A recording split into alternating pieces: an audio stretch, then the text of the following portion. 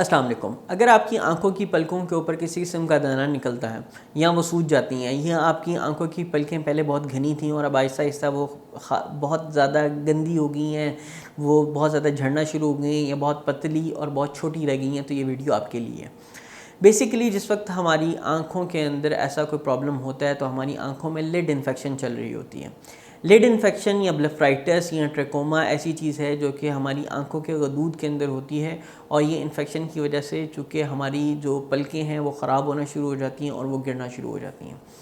जब भी कभी आपको वहाँ पे पस फिल्ड दाने बनेंगे या कोई प्रॉब्लम होगा तो हमें आपको किसी किस्म की एंटीबायोटिक यूज़ करानी पड़ेगी और इस इन्फेक्शन को ख़त्म करना पड़ेगा।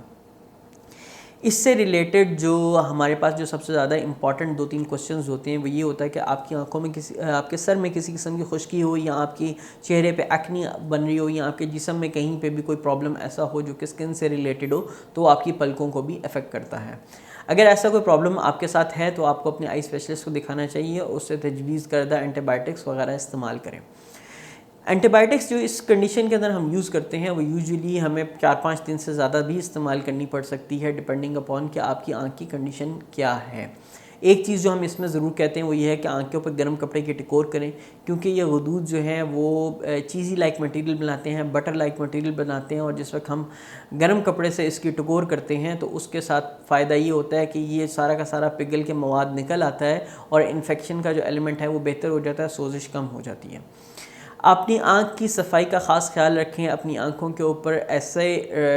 सोप या ऐसा साबुन इस्तेमाल मत करें जो कि खुश्की ज़्यादा करता हो, जिसमें डेटॉल, सेफगार्ड, लाइफ बॉय आता है।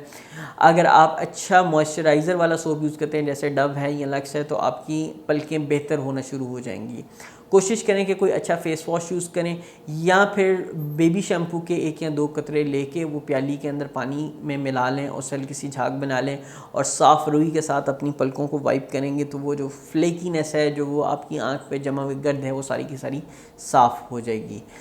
ब्लेफराइटिस का जो इलाज है वो थोड़ा सा सब्र आज़मा या लंबा भी हो सकता है, तो आपको चाहिए कि अपने डॉक्टर के साथ मुस्तकिल राब्ते में रहें, और अगर कोई क्वेश्चन है, कोई क्यूरी है तो आप नीचे कमेंट्स में पूछ सकते हैं। हमारी कोशिश होगी कि आपके क्वेश्चंस का जवाब दिया जा सके। जज़ाकल्लाह।